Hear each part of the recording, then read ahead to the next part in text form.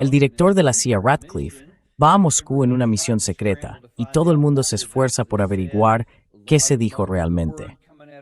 Desde Moscú reina el silencio. Desde Washington, D.C. apenas salen las informaciones más vagas. Todos los demás intentan descifrar qué se dijo. Hay muchas especulaciones, pero al margen de lo que se dijera realmente en privado y entre bastidores, hoy hay algunas acciones muy visibles y públicas, tanto desde Europa Occidental como desde Rusia, e incluso algunas cosas dentro de la OTAN. Todo esto es independiente, pero también está muy conectado. Y vamos a ver a dónde conduce. Hoy vuelve con nosotros el excomodoro británico Steve Germain, experto en toda clase de asuntos, especialmente en muchos temas energéticos, además de su experiencia de combate en la Guerra de las Malvinas. Todo ello influye en lo que vamos a hablar hoy. Steve, bienvenido de nuevo al programa. Sí, es bueno estar de vuelta y que vivas tiempos interesantes. Desde luego, los vivimos. Sí, bueno, están a punto de ponerse más interesantes. Empecemos antes que nada por este misterioso vuelo de un C-17 a Moscú. Y allí va el jefe de la CIA. Estábamos en directo cuando ocurrió. Nadie tenía ni idea de qué iba a pasar. Desde luego no hubo ninguna preparación. No sé muy bien por qué, porque no vas a poder ocultar que el director de la CIA llegue a Moscú en un C-17 a plena luz del día. Así que no sé qué pasa con la diplomacia secreta. No sé si hay algún problema ahí. Pero bueno, aquí tenemos al Wall Street Journal. Y una de las afirmaciones es que el viaje era para advertir a Rusia de que no atacara a la OTAN. Eso es lo que mucha gente está especulando. ¿Qué opinas?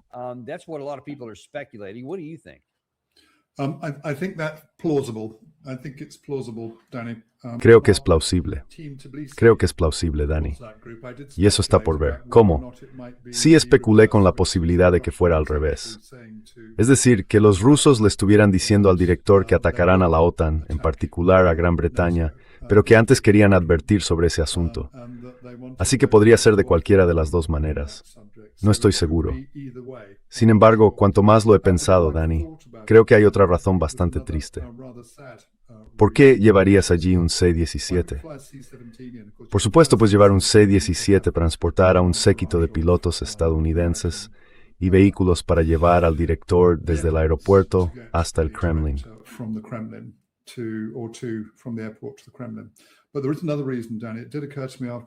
Pero hay otra razón, Danny.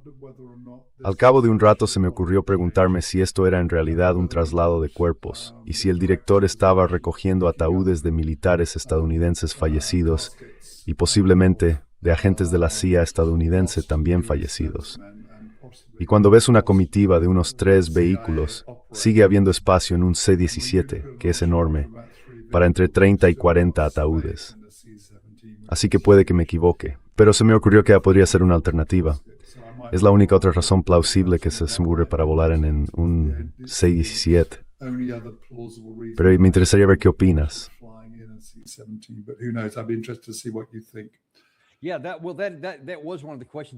Sí, bueno, esa era una de las preguntas que tengo. Quiero decir, al margen de que él fuera allí, normalmente verías, ni siquiera un avión de carga, no un C-130, ni un C-17, ni un C-5. No verías nada tan grande, porque están diseñados para transportar mucha carga. ¿Por qué no volar simplemente en, ya sabes, uno de los otros aviones del gobierno estadounidense? Eso parecería lo más razonable. Es lo que hacen otros. Así que el hecho de que fuera un enorme avión de carga, el segundo más grande que tenemos, implicaría que estaba entregando o recogiendo algo. Porque si no, no tengo constancia. No recuerdo haber visto nunca que un C-17 llevara simplemente a alguna personalidad a algún sitio cuando están disponibles todos los demás aviones. Sí, no lo sé.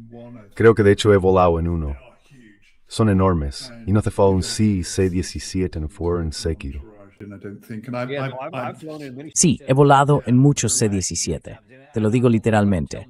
Dentro cabe una cancha de baloncesto de la NBA de tamaño reglamentario y sigue siendo igual de enorme. Es increíble lo grande que es.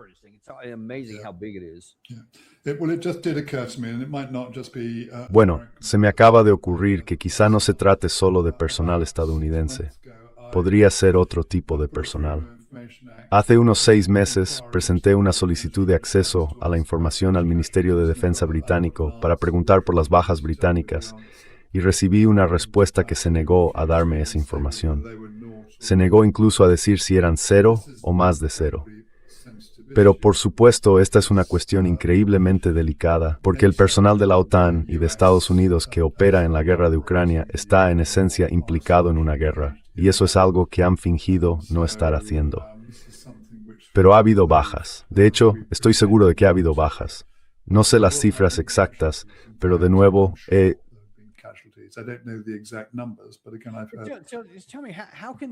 Entonces dime, ¿cómo puede funcionar eso en el sistema británico? Pongamos que fueran fuerzas especiales, tropas clandestinas o lo que sea. Si muere personal británico en combate, sus familias querrán algún tipo de notificación, ¿no? Quiero decir, ¿van a quedarse todos callados como si no hubiera pasado nada?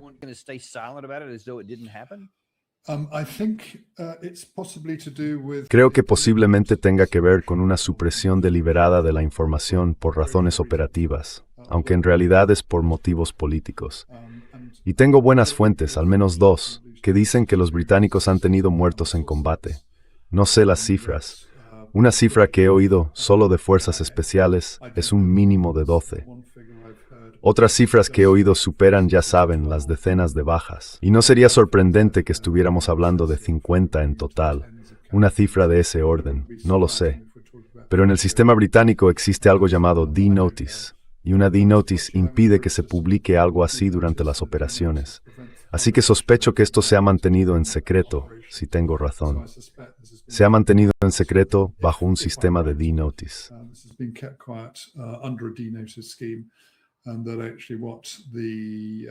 Y de hecho, lo que el Ministerio de Defensa británico, en particular, y el establishment británico en general están tratando de impedir es que se sepa que personal militar británico ha participado activamente en operaciones contra Rusia y que de hecho ha muerto durante ellas.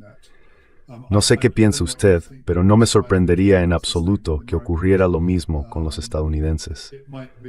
Podrían ser tropas activas o lo que yo llamaría tropas de combate, ya sabe, fuerzas especiales. O alternativamente podrían ser especialistas en logística que operan en Odessa y en lugares así. Creo que ahora los rusos se han quitado los guantes. Y si creen haber localizado un sitio donde hay personal de la OTAN, lo atacarán. Estoy seguro de ello. Porque estoy seguro de que a la vista de cuántas bajas han sufrido y de la ira que se siente cada vez más en Rusia,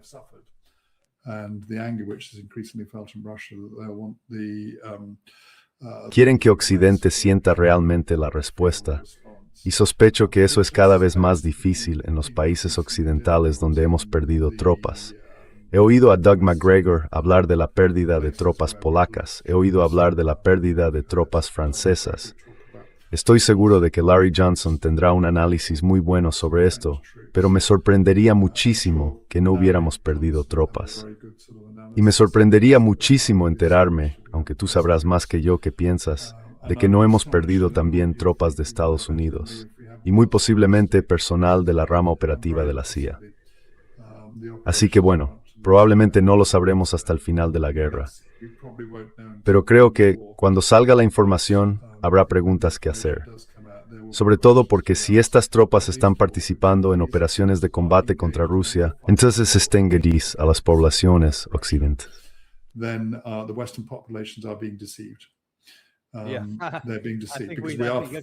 Sí, creo que es una apuesta bastante segura. De hecho, se lo preguntaremos. Tendremos a Larry Johnson más tarde esta tarde. Pasemos a la preocupación de que esto pueda pasar de algún tipo de acciones clandestinas y a pequeña escala, entre bastidores, a algo potencialmente mayor. Una de las mayores preocupaciones que he tenido desde el comienzo de esta guerra entre Rusia y Ucrania es el riesgo de que escale y vaya más allá de las fronteras de Ucrania. Tú y yo hemos hablado de esto muchas veces. Al principio había mucha preocupación al respecto y teníamos miedo de usar ciertas capacidades. Pero fuimos más o menos metiendo un dedo en el agua, luego un pie, y después avanzando un poco más, para decir, bueno, no ha habido una reacción rusa, así que seguimos adelante.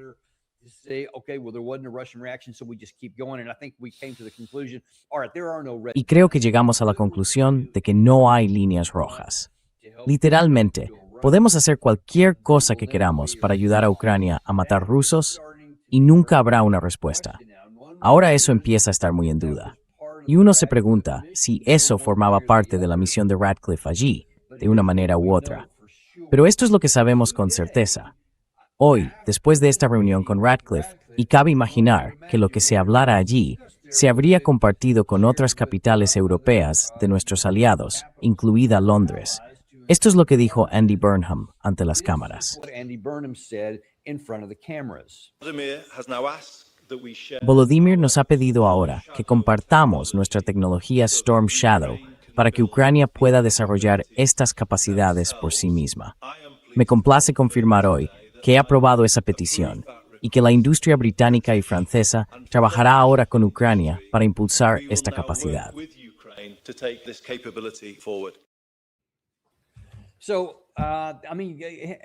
Entonces ayúdenos a entenderlo.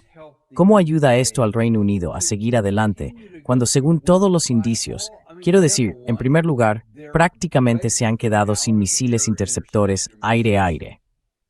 Así que los cielos están completamente o casi completamente abiertos para Rusia, en un momento en que Rusia está desarrollando drones de largo alcance cada vez más numerosos y de mayor escala, drones propulsados por reactores y aún más misiles. ¿Qué sentido tiene implicarse todavía más cuando está claro que no se pueden cambiar las dinámicas militares?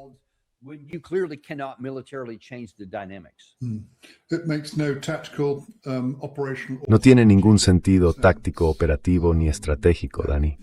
La preocupación, por supuesto, es que los rusos respondan. Hay quien dice que los rusos no tienen líneas rojas, pero pasan por alto el punto fundamental.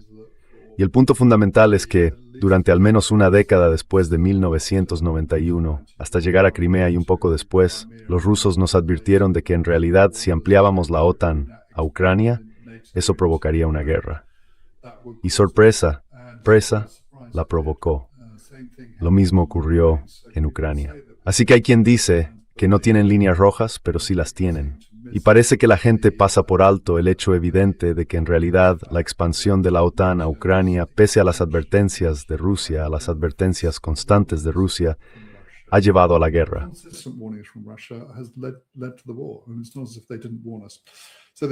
Y no es que no nos advirtieran, así que sí tienen líneas rojas. También creo que, cuando observo a los rusos, actúan de una manera distinta.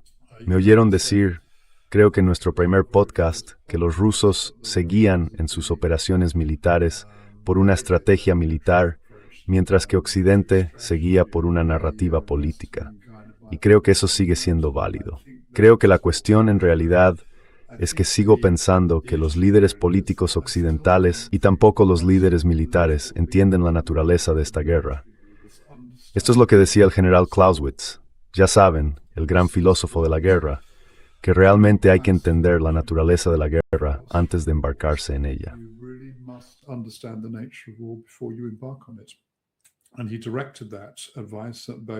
Y dirigía ese consejo tanto a los estadistas como a los líderes militares.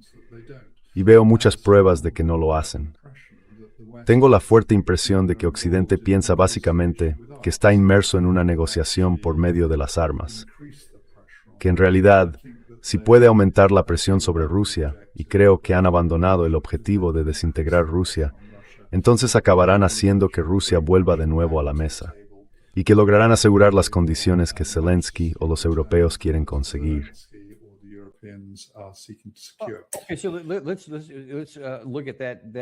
Veamos esa dinámica por sí sola. ¿Llevarlos a qué condiciones? Porque Rusia ha estado en la mesa. Nunca se ha levantado de la mesa y ha dejado muy claras cuáles son sus condiciones. En junio de 2024, de nuevo en Anchorage, Alaska, el año pasado, y en varios formatos incluso este año, han dicho básicamente que esas mismas condiciones no han cambiado y siguen ahí. La rendición de las 4 oblasts que anexionaron en 2022, desmilitarización, desnazificación, nada de OTAN, estatus de neutralidad, etc. Eso no ha cambiado. Entonces, Hay alguna creencia, ya sea en Europa o particularmente en el Reino Unido, de que vale, si les presionamos lo suficiente, no pedirán todas esas cosas, pedirán, no sé, algunas. Y aún así, ¿cuál es la intención? ¿Cuál es el objetivo que cree la parte occidental que puede obtener de Rusia mediante presión, aparte de esas condiciones?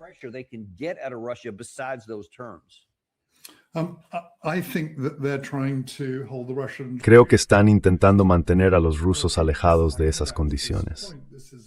Pero creo que esto, vuelvo a este punto, va de que Occidente piensa que se trata de una negociación con misiles, tropas de apoyo y ucranianos para lograr realmente esas condiciones.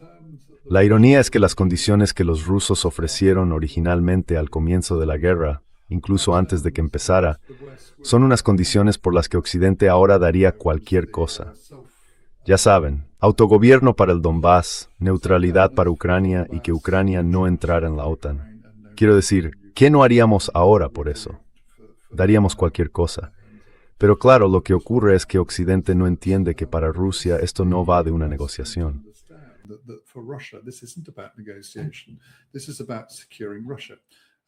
Esto va de garantizar la seguridad de Rusia.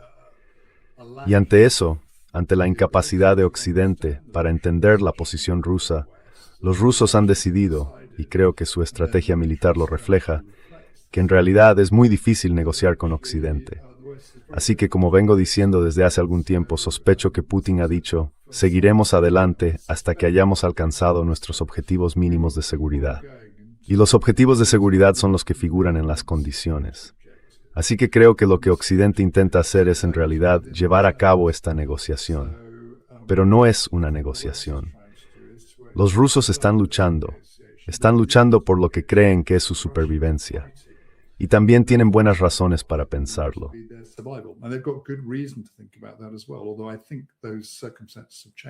Aunque creo que esas circunstancias han cambiado. Ya sabe, puede remontarse al informe de Rand sobre cómo extender a Rusia, que básicamente trataba de eso. Puede remontarse a Kaja Kallas hablando de la desintegración de Rusia. Así que creo que la primera vez que empezaremos a pensar de otra manera sobre esto será cuando Occidente diga finalmente, de acuerdo, para Rusia esto es una cuestión existencial. Y el problema es que muchos analistas y muchos líderes políticos ven esto como una negociación. Y cuando la gente dice que llevar a la OTAN a Ucrania y hasta las fronteras rusas no debería haber preocupado a los rusos, mi respuesta es, da igual lo que usted piense. Lo que importa es lo que piensa Rusia.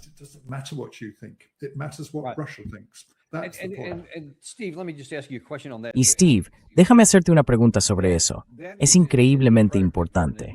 Y puede que sea una pregunta evidente, que no tenga la respuesta que buscaría cualquiera que piense racionalmente. Pero acabas de hacer la analogía de que, mira, Rusia sí tenía una línea roja. Y dijeron, si seguís extendiendo la OTAN hacia Ucrania, habrá conflicto. Y nos lo dijeron directamente. Jens Stoltenberg lo reconoció así en 2023.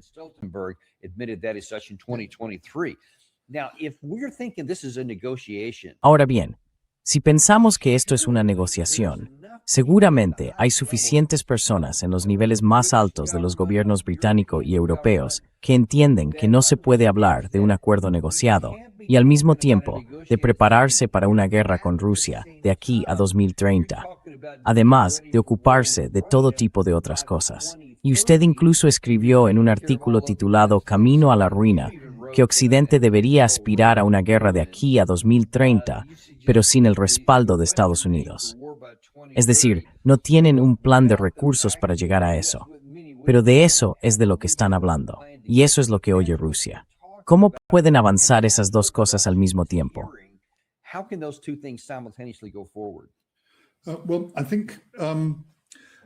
Bueno, creo que la dificultad es esta. ¿Por qué los europeos piensan así? Y creo que en parte se debe a 2 o 3 razones. La primera es que he hablado de que Rusia tiene una estrategia militar, mientras que todas las operaciones de Occidente están guiadas por esta narrativa política. Y lo interesante de esa narrativa política es que los objetivos cambian continuamente. Y lo que está ocurriendo con los objetivos es que cada vez son menos ambiciosos. En la medida en que Occidente ya no busca, creo yo, desmembrar Rusia. Creo que Occidente aceptaría las condiciones ofrecidas originalmente por Rusia, si se las ofrecieran, pero no las va a conseguir. Porque, por supuesto, cada vez que Occidente se niega a escuchar a Rusia y rechaza una oferta que los rusos consideran razonable, en realidad las condiciones empeoran.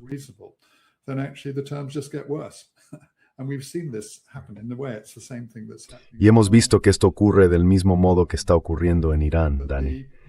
Pero la consecuencia, en primer lugar, es que el relato político que Occidente ha construido, el apoyo político y la propaganda que se han difundido, han hecho que los políticos, y creo que bastantes dirigentes militares en Europa, probablemente menos en Estados Unidos, se lo crean de verdad. Se cree en el relato político.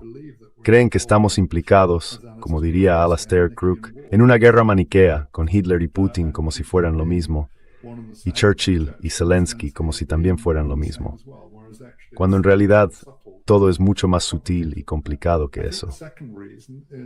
Creo que la segunda razón es que los europeos han invertido mucho en intentar demostrar a los estadounidenses que de hecho están defendiendo su propia posición. Niezawichin i nazem Sirves en Gaston Pagsta. Y creo que una de las formas en que están haciendo eso es intentando asumir un papel más activo en la guerra. Pero creo que una de las razones por las que lo hacen es que quieren tentar a los estadounidenses para que vuelvan a entrar en la guerra. Y no lo sé. Tú sabrás mejor que yo cuál es el ambiente en el entorno de Washington y en el resto de Estados Unidos. Pero diría que las posibilidades de arrastrar de nuevo a Estados Unidos a esta guerra son, desde luego, muy escasas. Si yo estuviera en la Casa Blanca o en el Pentágono, o moviéndome en el entorno de Washington, no querría volver a entrar. No veo por qué sería de mi interés. Así que el problema es que los europeos, creo, parecen decididos a arrastrar de nuevo a los estadounidenses. Y creo que lo tercero, y todas estas cosas están relacionadas, Dani, es el clásico coste hundido.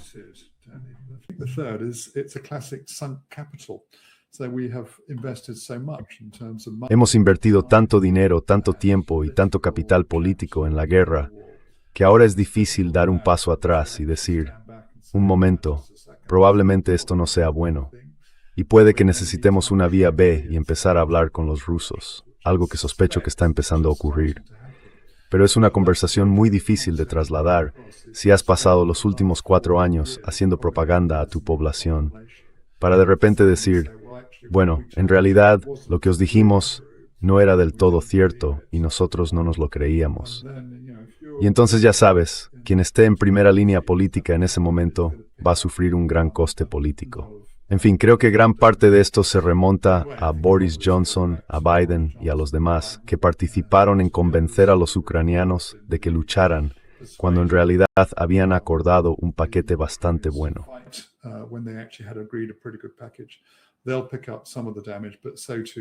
Asumirán parte del daño, pero también lo asumirán quienes están realmente en el poder en este momento. Creo que para Burnham es un momento interesante, porque tiene la oportunidad, al ser nuevo en el cargo, de volver a examinarlo y hacer una revisión, algo que ninguno de los primeros ministros británicos que sucedieron a Boris Johnson ha hecho nunca. Deberían haberlo hecho. Habría sido lo lógico. Pero una vez más, nos falta capacidad en Occidente, y en particular en Europa, creo, para pensar estratégicamente y actuar estratégicamente. Bueno, mencionabas, Steve, que quizá haya alguna vía 2, y tú y yo tenemos colegas que están hablando precisamente de eso ahora mismo.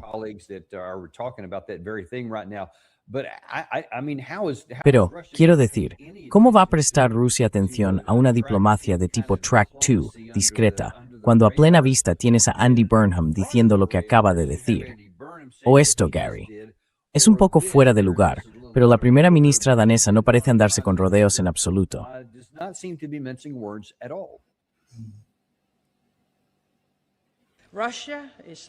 Rusia nos está amenazando y poniendo a prueba.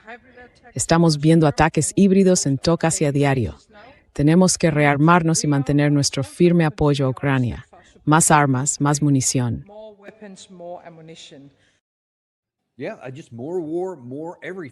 Sí, más guerra, más de todo. No hay diplomacia, no se habla de nada.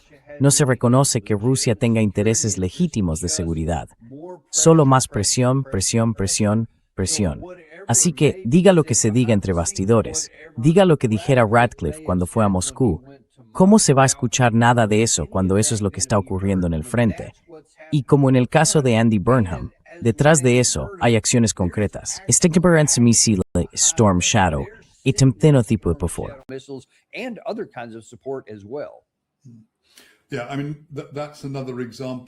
Sí, quiero decir, creo que ese es otro ejemplo de políticos profundamente politizados que realmente creen en el relato que se han construido para sí mismos. También creo que aquí hay un problema con la alta cúpula militar y con los altos responsables de seguridad. Esos funcionarios que deberían ser capaces de hacer el análisis de una manera no politizada. Quiero decir, en última instancia, los militares, los altos mandos militares y los funcionarios, así como los diplomáticos, deberían asesorar a los políticos para que estos puedan tomar decisiones políticas. Ahora bien, puede que realmente les den asesoramiento y que ese asesoramiento sea de tal naturaleza que los políticos decidan ignorarlo.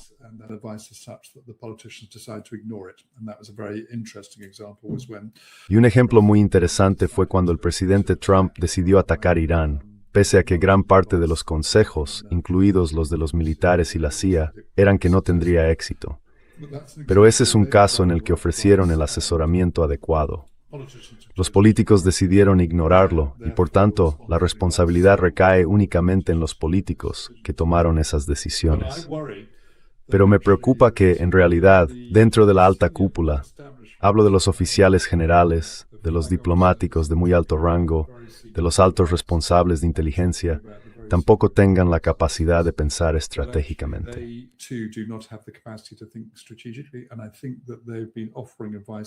Y creo que han estado ofreciendo asesoramiento que sospecho que está bastante atrapado en la misma situación de propaganda que hemos visto en otros lugares. Déjeme darle un ejemplo interesante, dos ejemplos interesantes. Cuando Boris Johnson fue a Kiev, le acompañaba, creo, el jefe del Estado Mayor de la Defensa de entonces. Y escuché una intervención política de ese jefe del Estado Mayor de la Defensa, un jefe británico. Y me quedó claro que parecía tener poco, por no decir ningún conocimiento de antecedentes de la guerra.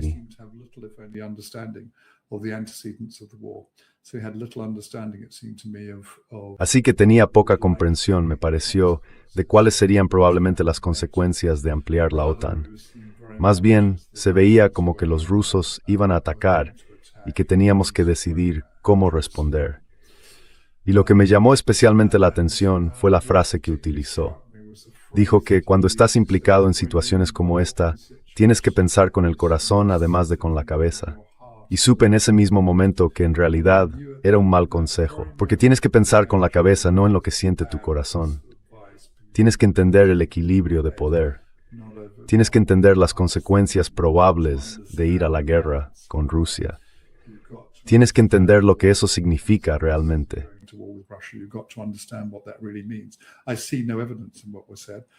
No veo ninguna prueba de ello en lo que se dijo. Más recientemente estuve en una conferencia con otro antiguo jefe del Estado Mayor de la Defensa británico. Dos personas muy brillantes, Daniel, extremadamente brillantes y en muchos sentidos agradables. Al final hice una pregunta. Él decía que necesitamos remilitarizarnos, que tenemos que ser más ágiles. Hay muchos comentarios de ese tipo, como ágiles, pero son comentarios bastante genéricos, en lugar de decir, construyan más carros de combate o construyan más buques. Pero al final de su conferencia le pregunté, ¿cree que deberíamos hablar con los rusos? Y respondió, sí, creo que probablemente deberíamos, pero no con Putin.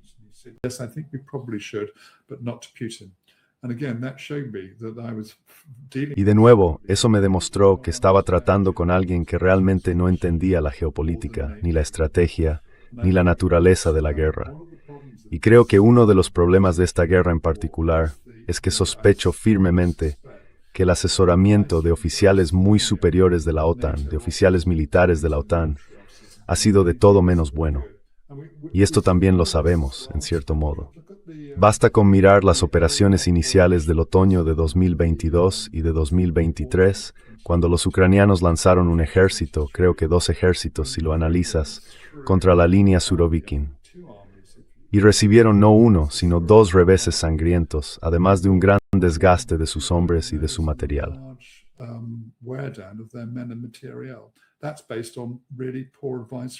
Eso se basa en un asesoramiento realmente deficiente por parte de los generales que, según creo que publicó el Washington Post, aunque podría haber sido el New York Times, estaban en Wiesbaden, Daniel, y dirigieron la mayor parte de la operación, guiados por generales estadounidenses de alto rango y apoyados por generales británicos.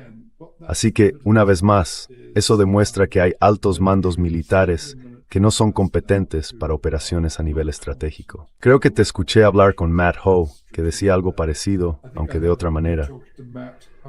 Así que creo que aquí tenemos un problema en los altos niveles de liderazgo militar occidental.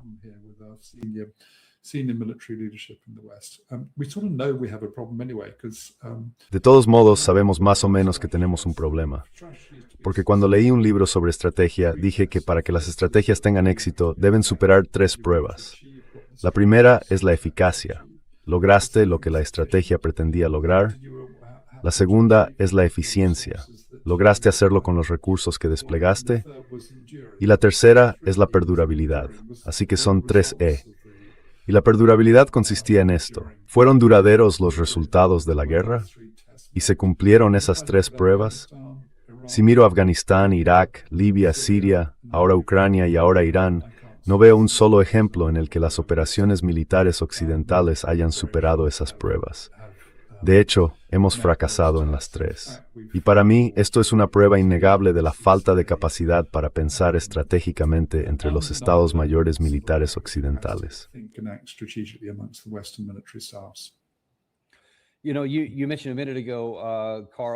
Hace un momento mencionabas a Karl von Clausewitz y su reflexión sobre comprender al enemigo. Podría poner aquí esta cita de Sun Tzu. Si conoces al enemigo y te conoces a ti mismo, no debes temer el resultado de 100 batallas. Si te conoces a ti mismo, pero no al enemigo, por cada victoria que obtengas, también sufrirás una derrota. Si no conoces ni al enemigo ni a ti mismo, sucumbirás en cada batalla. Ahora mismo, esa cita me ha parecido especialmente reveladora.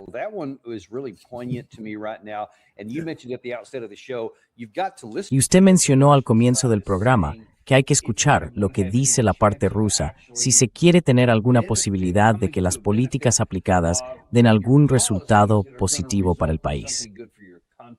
Les mostramos lo que dijo Andy Burnham, lo que dijo la primera ministra de Dinamarca.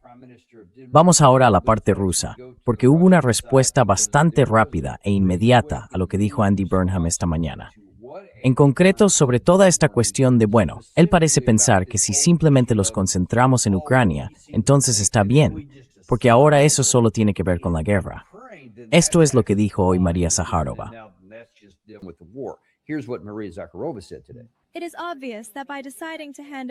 Es evidente que al decidir transferir a los ucranianos las llamadas funciones de ensamblaje, Londres y París están haciendo un intento desesperado de eximirse de responsabilidad por los ataques en profundidad dentro del territorio de nuestro país. No funcionará. Ustedes, en París, Londres, Berlín y otras capitales, tienen responsabilidad directa por su implicación en estos atentados terroristas. Quiero reiterarlo, y todo el mundo debe entenderlo. No solo quienes toman estas decisiones, sino también quienes las ejecutan en Occidente, están jugando con fuego. Y las consecuencias podrían ser absolutamente impredecibles, también para ellos personalmente.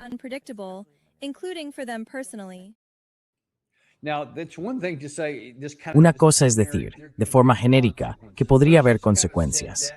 Rusia ya ha dicho algo así en el pasado sobre algunas cuestiones. Y creo que mucha gente simplemente bosteza. Pero esta es la primera vez que recuerdo que ella, a partir de ahí, fue un poco más allá y describió con bastante detalle lo que podría venir después, especialmente para Londres. Estoy totalmente de acuerdo. Totalmente de acuerdo. Hemos advertido repetidamente que la respuesta a los ataques ucranianos con armas británicas contra territorio ruso podría dirigirse contra cualquier instalación y equipo militar británico, ya sea en Ucrania o fuera de ella. Los responsables de crímenes de guerra, incluidos los cometidos contra la población civil de nuestro país, serán castigados de acuerdo con sus actos. Así que habló específicamente de instalaciones militares británicas, incluso fuera de Ucrania. ¿Cree que eso es solo palabrería o cree que existe una posibilidad real de que Rusia pueda hacerlo?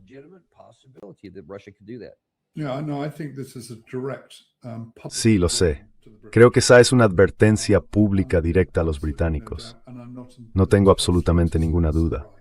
Y no me sorprende lo más mínimo, porque la situación belicosa, las palabras belicosas que están pronunciando los británicos, los ministros de defensa, los primeros ministros, están alentando este tipo de respuesta. Quiero decir, si fuese al revés, y Rusia estuviera librando una guerra indirecta contra la OTAN, o no sé, pongamos que Ucrania estuviera del otro lado, librando una guerra indirecta. Entonces, ¿cómo nos sentiríamos realmente en Gran Bretaña, Francia, Alemania o Estados Unidos si se estuvieran proporcionando armas que se lanzaran para atacar centros de Amazon u otros lugares, para atacar nuestra infraestructura petrolera, nuestra infraestructura energética?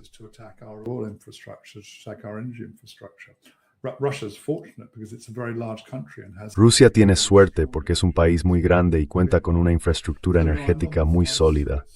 Nosotros no. Así que no me sorprende lo más mínimo. Y creo que esto, de nuevo, siento un poco de pena por Andy Burnham, porque en este momento estoy seguro de que no se está apoyando en el consejo de sus políticos más veteranos, porque todos llevan relativamente poco en sus cargos. Un nuevo secretario de Estado de Defensa, un nuevo secretario de Estado de Asuntos Exteriores, un nuevo ministro del Tesoro. Pero el consejo viene de altos funcionarios y altos mandos militares, y a mí me da la impresión de que ese consejo es erróneo, porque en realidad la gente no ha pensado en los riesgos de lo que estamos haciendo.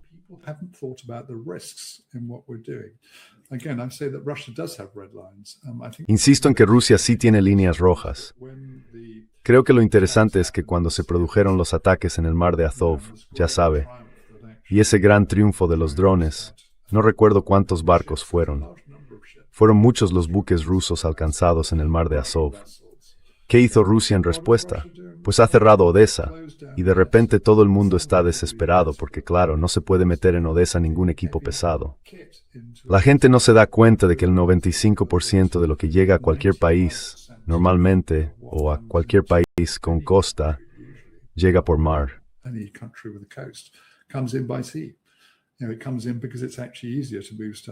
Esto se debe a que en realidad es más fácil mover mercancías por mar que por tierra. Se pueden transportar cosas mucho más pesadas. Así que el 95% de las mercancías, por volumen que llegan a Gran Bretaña, lo hacen por mar. De repente Ucrania queda cerrada. También vimos un aumento significativo de los ataques de Rusia contra la infraestructura energética de Ucrania. Ambas áreas son puntos de extrema vulnerabilidad en Occidente.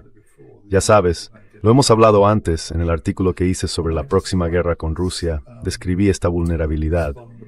Y la vulnerabilidad consiste realmente en que si Rusia decidiera responder sin llegar a las armas nucleares, que serían un suicidio mutuo, o más bien un suicidio para los franceses, los británicos y los rusos, creo, sí, no tenemos respuesta.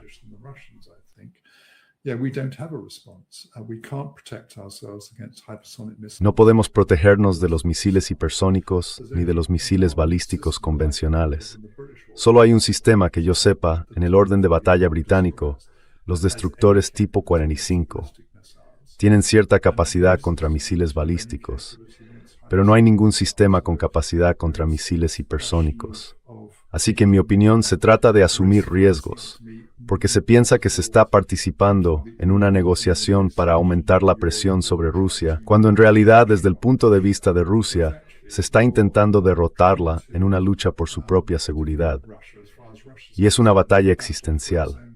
Los rusos no tienen ningún motivo para querer negociar en esta fase.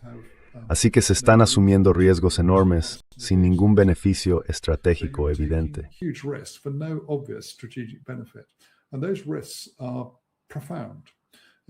Y esos riesgos son profundos. En la guerra que se avecina con Rusia, explico que, en realidad, Si Rusia atacara, los lugares que considero que Rusia atacaría serían las fábricas donde se fabrican estas armas. Y Rusia ya ha dicho que sabe dónde están esas fábricas. Los otros objetivos serían nuestras infraestructuras energéticas. Imagino que eso ocurriría en una escalada del ataque si los europeos decidieran responder a un ataque contra Gran Bretaña, Francia o ambos países. Y aquí hay otro punto. Sospecho que una de las cosas que británicos y franceses dan por sentadas es que pueden ampararse en el artículo 5. Pero como hemos hablado tú y yo antes, el artículo 5 tiene muy poca solidez, entre otras cosas porque la OTAN cuenta con suficientes capacidades de defensa aérea para protegerse de este tipo de ataques.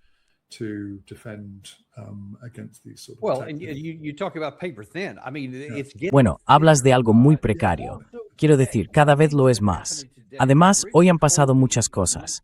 Bridge Colby ha ido hoy a la OTAN. Ha dado una breve rueda de prensa con Mark Rutte, el secretario general de la OTAN. Y ahí habla de todo esto de la OTAN 3.0. Y si escuchas a Bridge Colby, a mí me suena un poco a eso de, voy a ir echándome un poco hacia atrás. Vosotros os encargáis.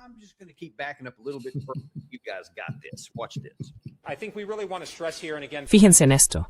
Creo que aquí queremos recalcar de verdad y de nuevo, gracias al presidente Trump, gracias al secretario general Rutte, lo extraordinario que ha sido este avance.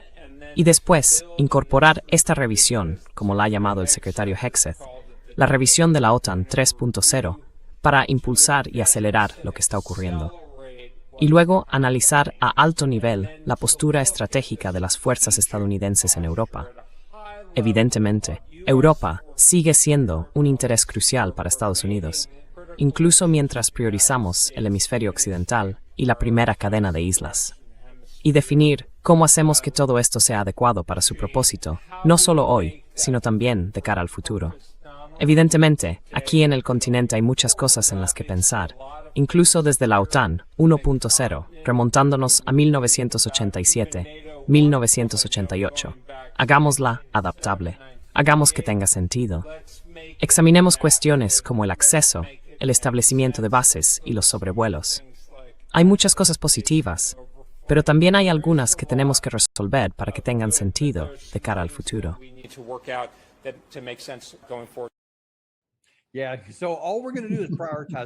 Sí, así que lo único que vamos a hacer es dar prioridad a nuestro hemisferio y a Asia, y luego ya veremos qué pasa. Y todo el mundo lo sabe, porque ya es público. Estamos hablando de retirar fuerzas de Europa, reducirlas aún más y movernos en la dirección contraria. Visto así, ¿por qué todo el mundo en Europa, es decir, la OTAN, estaría tan dispuesto a pensar que puede seguir provocando al oso cuando Estados Unidos da la impresión de que ya está empezando a dirigirse hacia la salida? Porque como has dicho, no estamos fuera todavía. Aún no nos hemos retirado. Pero ¿dónde está alguien que piense que en Washington hay voluntad de decir, sí, claro, metamos a nuestras tropas en una guerra terrestre por el amor de Dios o en cualquier guerra con Rusia? Simplemente no creo que lo hiciéramos.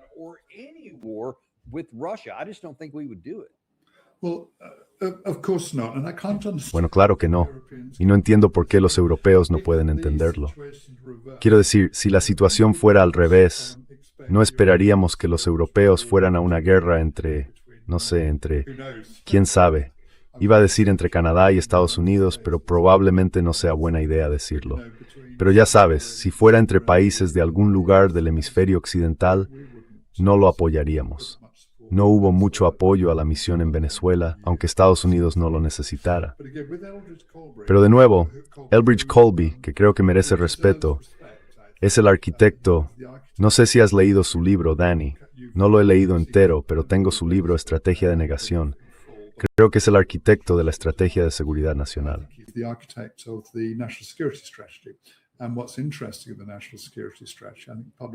Y lo interesante de la Estrategia de Seguridad Nacional publicada hace unos 18 meses, creo, ¿no?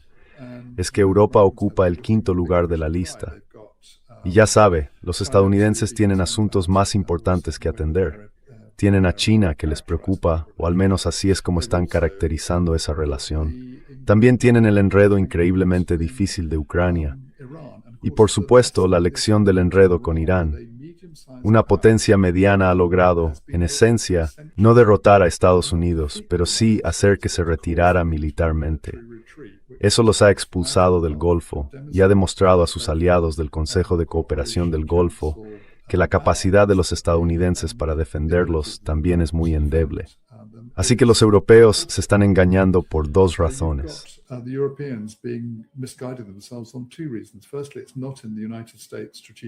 En primer lugar, no responde al interés estratégico de Estados Unidos involucrarse en una guerra con Rusia. Seamos sinceros, los rusos y los estadounidenses son vecinos si miras al otro lado del agua desde Alaska. Y lo segundo, por supuesto, es que aunque los estadounidenses estuvieran plenamente a favor de esto, no estoy seguro de que exista la capacidad militar, al menos a corto plazo, y probablemente tampoco a medio plazo, para hacer una contribución decisiva y exitosa a esa guerra.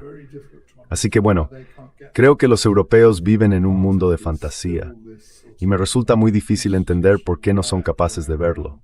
Creo que parte de ello sigue siendo una especie de retraso institucional, según el cual los pilares de la seguridad occidental en Europa son, primero, el apoyo de Estados Unidos y segundo, la OTAN. Y ambos son ahora pilares muy cuestionables.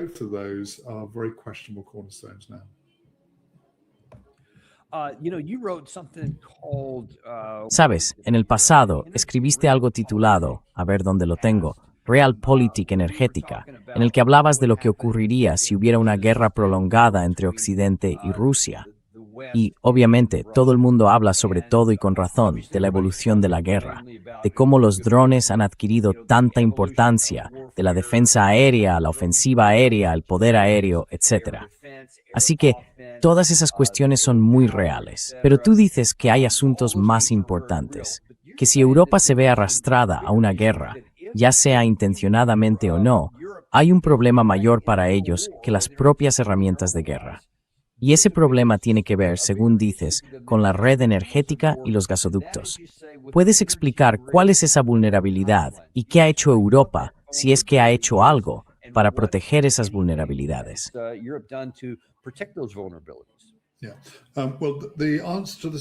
Sí. Bueno, la respuesta a la segunda pregunta es fácil, porque no hemos hecho nada. Así que no hemos hecho nada para proteger estas redes.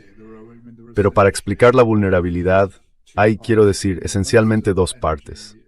La mayor parte de la energía se transmite o bien a través de redes eléctricas o bien mediante la infraestructura de hidrocarburos. Pueden ser oleoductos y gasoductos, pero sobre todo son petroleros, logística, camiones y cosas así. Europa es extremadamente vulnerable en términos energéticos. Es el mayor importador regional de hidrocarburos del mundo y depende casi por completo de hidrocarburos externos. Los únicos dos países que tienen cierta independencia son Francia. Los noruegos son los que están en mejor situación. Son completamente independientes desde el punto de vista energético y siguen siendo grandes exportadores de energía.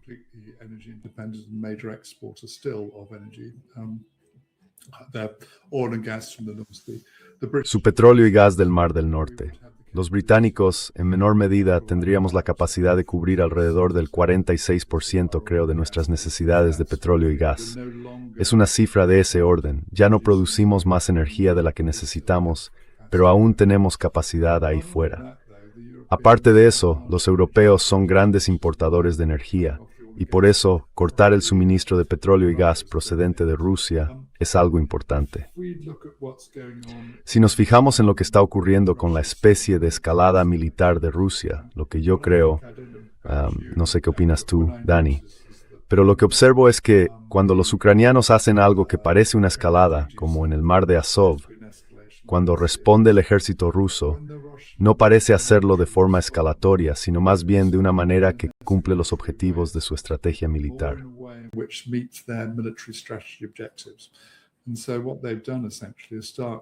Y lo que han hecho, esencialmente, es empezar a desgastar la infraestructura energética de Ucrania. Y sería muy sencillo hacer lo mismo con Europa, porque en realidad depende de redes que son fáciles de derribar.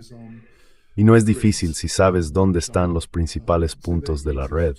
La forma de entender la red es que funciona a 440 kilovoltiamperios, o por debajo de eso a 133, pero esencialmente tienes las autopistas, que son la alta tensión.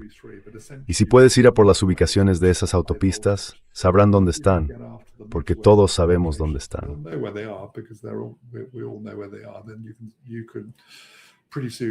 Entonces, muy pronto puedes empezar a causar daños importantes en la red eléctrica.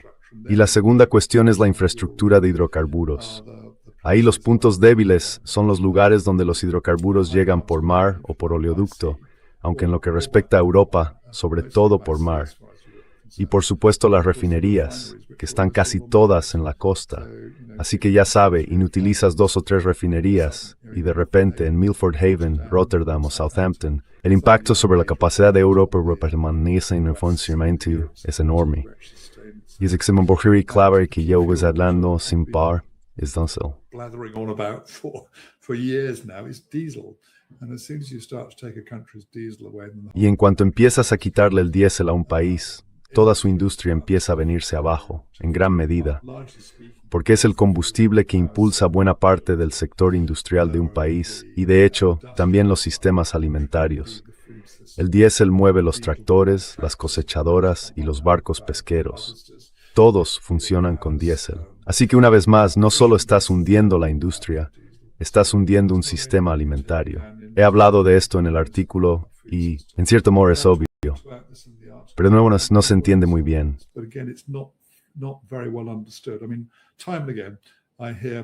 Quiero decir que una y otra vez oigo a gente del sector de las renovables del que yo he formado parte, así que no estoy en contra. Pero oigo a gente decir, bueno, podemos sustituirlo todo por renovables. Y eso es una fantasía. Quiero decir, ahora mismo no tenemos la capacidad con electricidad, ya venga de renovables o de sistemas nucleares, de proporcionar combustibles alternativos que se acerquen siquiera a las prestaciones del diésel. Y si hablamos de hidrógeno, hablamos de un combustible que costaría como mínimo 6 veces más que los combustibles convencionales. Ya es bastante malo, ¿verdad? Creo que oí, era Mary Johnson, quizá, hablar también del diésel. Y dijo que en realidad los precios del diésel ahora en Estados Unidos están en unos $6.50 el galón.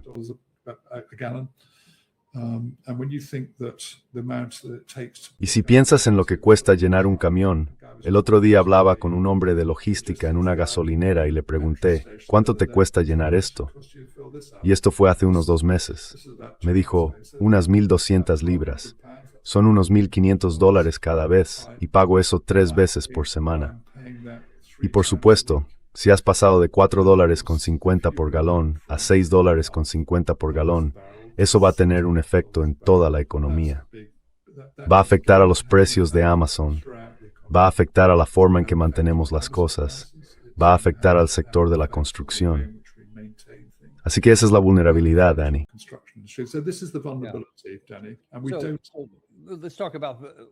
Hablemos, supongo, de las vulnerabilidades de ambos lados y de la ausencia de ellas. Una de las razones por las que Estados Unidos ha perdido la guerra en Irán es que Irán previó que esta guerra iba a llegar décadas antes, y al menos hace 2 décadas completas, empezó a construir todo tipo de capacidades subterráneas bajo esas montañas de granito y demás. Así que tenían estos lanzadores de misiles. Tienen toda su producción clave, o al menos la mayor parte, bajo tierra, de modo que está a salvo de nuestros misiles ofensivos y demás. Investigando en fuentes abiertas, he podido ver que los chinos son probablemente los maestros en todo lo subterráneo. Corea del Norte, sin duda, tiene básicamente esto mismo, quizá incluso más instalaciones subterráneas.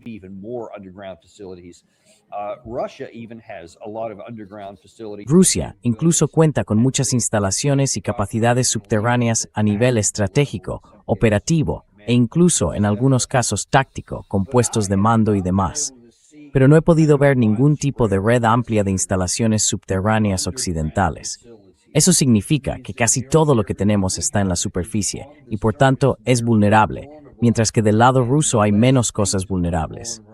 Así que de nuevo, si entramos en un enfrentamiento convencional, aunque por el momento dejemos fuera las armas nucleares, podemos infligir a Rusia el mismo tipo de daños que acaba de describir, los que ellos podrían infligir a Europa occidental.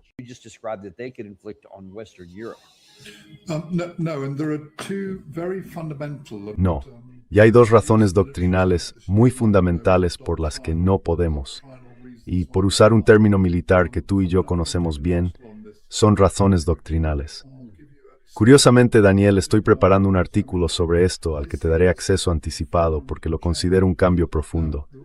Ahora bien, una de las cosas que ocurre en Occidente, creo yo, y es especialmente el caso de Estados Unidos y en menor medida de Reino Unido, es que gran parte de la estructura de fuerzas, es decir, la forma en que se organizan todas las fuerzas, se basa en la idea de la capacidad de proyectar poder. Es decir, enviar fuerzas al otro lado del mar para alcanzar objetivos en tierras extranjeras. Es la capacidad de proyectar poder utilizando fuerzas aéreas y marítimas, y permitiendo que esas fuerzas aéreas y marítimas creen las condiciones para poder desplegar con éxito las fuerzas terrestres.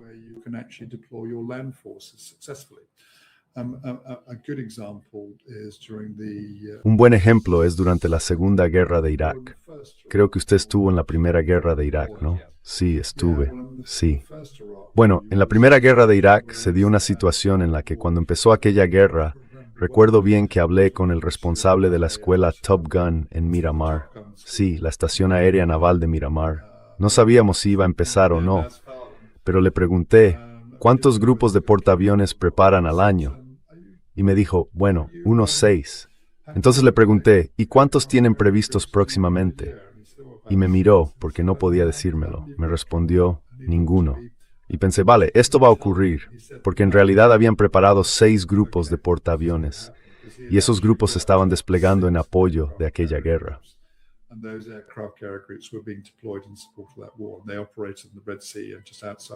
Y operaban en el Mar Rojo y justo a las afueras del Mar Rojo. Y por supuesto, también se desplegaron enormes fuerzas aéreas estadounidenses. Así que, en términos de superioridad aérea, la situación era total. Pero claro, ahora ya no podemos hacer eso. No podemos, porque en realidad somos incapaces de defender los aeródromos desde los que nos desplegaríamos. Lo estamos viendo en la guerra entre Estados Unidos e Irán. Y también nos preocupan los portaaviones, así que operan a distancia. Y además, si no puedes defender tus aeródromos y no puedes lograr la superioridad aérea, y cuando Occidente habla de superioridad aérea, normalmente quiere decir que sus casas pueden llegar a controlar el espacio aéreo, a diferencia de los de cualquier otro o de los del enemigo.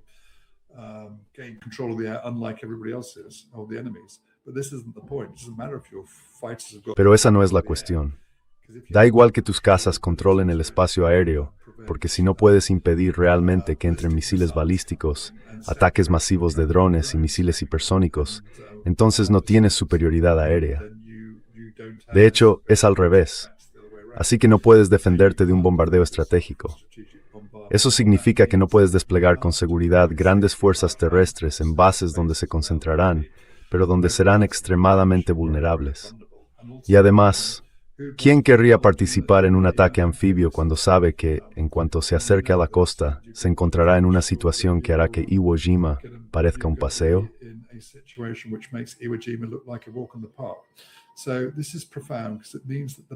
Esto es profundo, porque significa que las capacidades de proyección de poder que tiene Occidente no sirven para su propósito.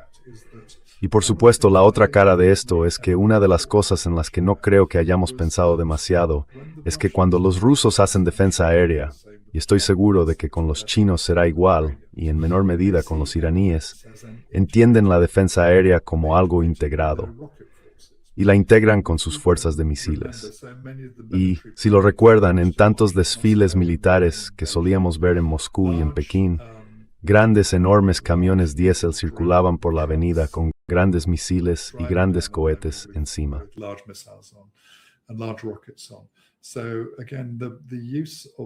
Así que de nuevo, el uso de estas armas para bombardeos estratégicos siempre formó parte de la doctrina rusa, china y de hecho ucraniana. En cambio no formaba parte de la nuestra. Quiero decir, no sé vosotros, pero yo no puedo pensar en los estadounidenses. Desde luego no tenemos muchos misiles capaces de lanzar ataques balísticos convencionales contra un enemigo. Y creo que eso supone un cambio profundo, porque significa que los rusos nos llevan probablemente 10 años de ventaja, en parte debido a la retirada estadounidense de los tratados START, cuando Putin dijo que tendríamos que responder a esto. Y ahora nos llevan 10 años de ventaja.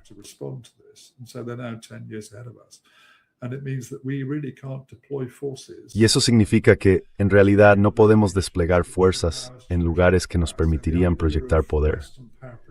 Así que la idea de la proyección de poder occidental en general, y de la proyección de poder de Estados Unidos en particular, es una idea que, creo en este momento, con la estructura actual de fuerzas, ya no es viable. Creo que esto es profundo, porque significa que toda la estructura de fuerzas que Estados Unidos ha desarrollado, y que en menor medida se ha desarrollado en Europa, ya no sirve para su propósito. De nuevo, si hubiera una guerra con Rusia, prevería que no incluiría grandes ofensivas acorazadas rusas hacia Europa. ¿Por qué iban a hacerlo?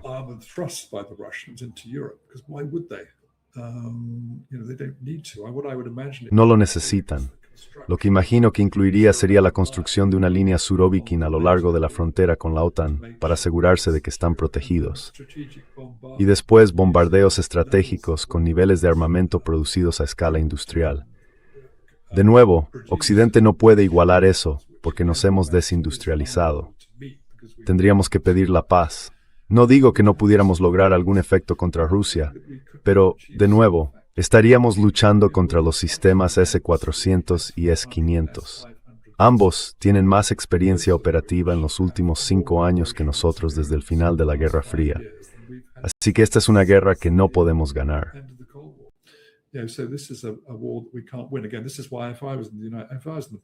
Una vez más, por eso, si yo estuviera en el Pentágono, le diría al presidente, ni se le ocurra tocar esto con una pértiga, porque nos van a volver a dar una paliza. Es interesante. La pregunta que hay que hacerse es, ¿por qué Elbridge Colby apoya la ampliación de la OTAN? Y creo que quizá todavía no ha captado el mensaje en este asunto. Creo que muchos de los neoconservadores tampoco lo han entendido aún, porque siguen con la mentalidad de que pueden apoyar y extender a Rusia, y de que si consiguen desgastarlo un poco, recuperarán el equilibrio entre las 3 grandes potencias. Pero me temo que ha pasado por alto el aspecto militar aquí, aunque gran parte de su otro planteamiento es estratégicamente lógico, incluso si yo no estoy necesariamente de acuerdo con él.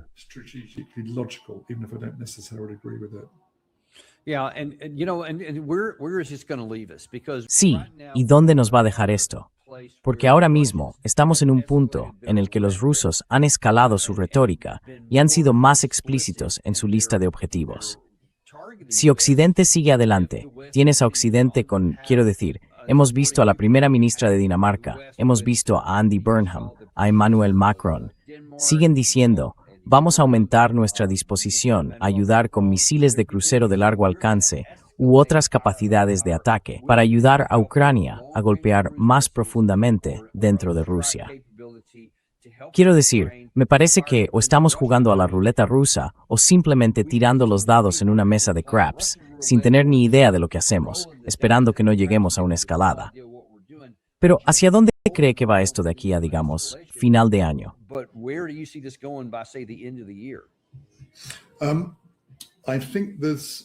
Creo que el periodo de aquí a final de año será crítico, Dani, por razones que explicaré.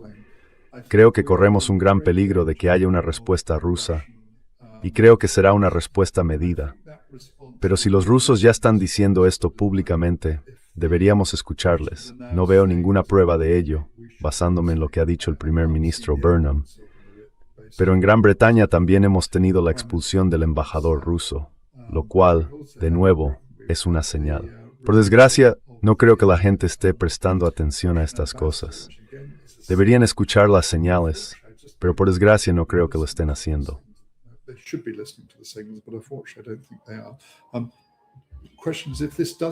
La cuestión es, si hay una respuesta, ¿qué pasa? Puede que en una situación como la de Putin te digas, bueno, estamos ganando. Es evidente que estamos ganando. Así que llegado a ese punto piensas, en realidad solo tengo que seguir adelante. Y en algún momento los europeos reconocerán que la guerra está perdida. Y hay un segundo hecho que puede influir en eso, Los ucranianos parecen haber gastado los 80.000 millones de euros que formaban parte de ello, aproximadamente el doble de rápido de lo previsto. Ahora están pidiendo más dinero. Así que creo que es segundo factor. Pero yo diría que hay un 50% de posibilidades de que los rusos respondan, aunque no me sorprendería lo más mínimo. Estoy seguro de que a ti tampoco te sorprendería. Estoy seguro de que tampoco sorprendería a la mayoría de la gente de los medios independientes. Pero no me sorprendería que el establishment occidental se sorprendiera. Pero la cuestión, y se parece un poco a la forma en que llevamos a la OTAN hasta las fronteras de Rusia, y luego nos sorprendimos cuando hicieron lo que habían dicho que iban a hacer, es esta. Si Rusia responde, ¿qué harán entonces los europeos? Ya sabes. ¿Y entonces qué? No se me ocurre nada lógico. Sí dije en el artículo La próxima guerra con Rusia que podrían intentar ataques aéreos.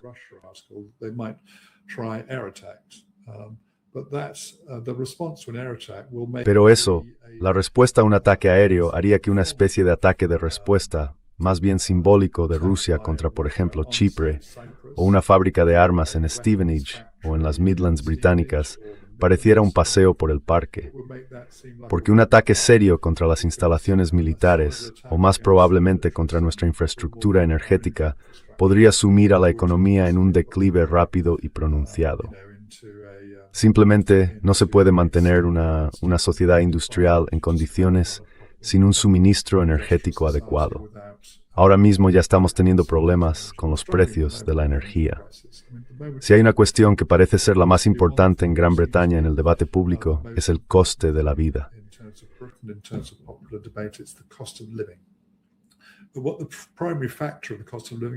Pero el principal factor del coste de la vida es el coste de la energía. De nuevo, la gente está hablando de ello. El primer ministro ha explicado cómo va a intentar mantener bajo el coste de la vida. Y sin embargo, la política británica y la política europea, al imponer sanciones a Rusia y retirar petróleo del mercado mundial, están elevando el coste de la energía. La política de Estados Unidos respecto a Irán y la consecuencia de esta, con el previsible cierre del estrecho de Hormuz, está elevando de nuevo el coste de la energía. Y la política europea de apoyar que los ucranianos ataquen en profundidad dentro de Rusia contra su infraestructura energética está retirando otra vez petróleo del mercado.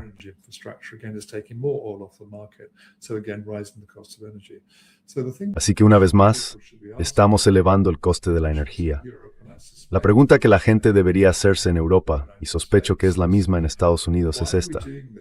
¿Por qué hacemos esto cuando en realidad empeora nuestras vidas, aumenta el coste de la energía y eleva el coste de la vida para muchos trabajadores que ya tienen dificultades? Esto es un resultado directo de nuestra política.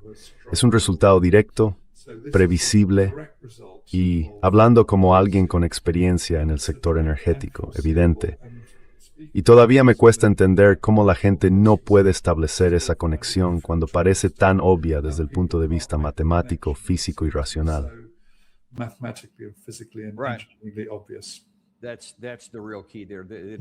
Esa es la verdadera clave. Es algo tan práctico, se ve claramente. A más B es igual a C, 1 más 3. No es difícil. Y sin embargo, quiero decir, podemos especular todo el día sobre por qué están haciendo esto, pero llevamos muchos años seguidos haciendo este tipo de cosas, tanto en la guerra entre Rusia y Ucrania como en la guerra de Irán. Y todo ello está empeorando la vida. Sí.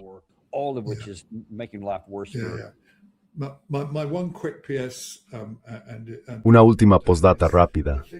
Dan, esto es lo que podría poner fin a esta guerra. Si, como creo, entramos poco a poco o caemos de lleno en una recesión grave y de repente la economía pasa a serlo todo, creo que en ese momento los europeos empezarán a decir, esto no está bien, estamos perdiendo muchísimo dinero. No habría una oportunidad de hablar con Rusia en vez de seguir enviando más y más dinero en un momento en que, en realidad, tenemos cada vez menos asuntos internos. Bueno, entonces es algo raro que yo diga.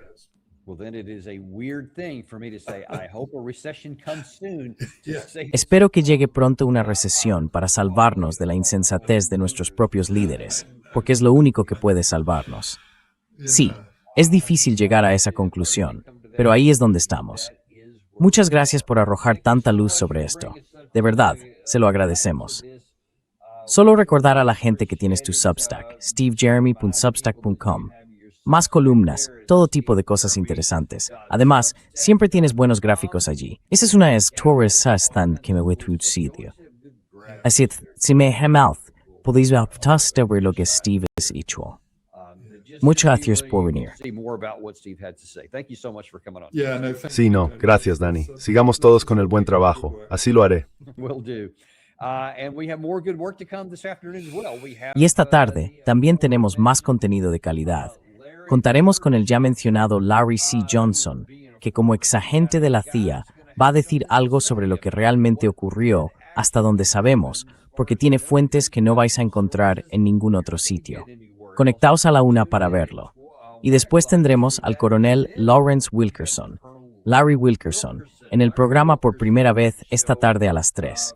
Tengo muchas ganas de contar con él. Nos vemos en ambos programas de Daniel Davies Deep Dive. En realidad no tenemos patrocinadores, y hay una razón para ello. No queremos tener que machacaros con un montón de anuncios. Dadle al botón de me gusta y, por supuesto, compartid esto con alguien a quien queráis. And of course, share this with somebody you love.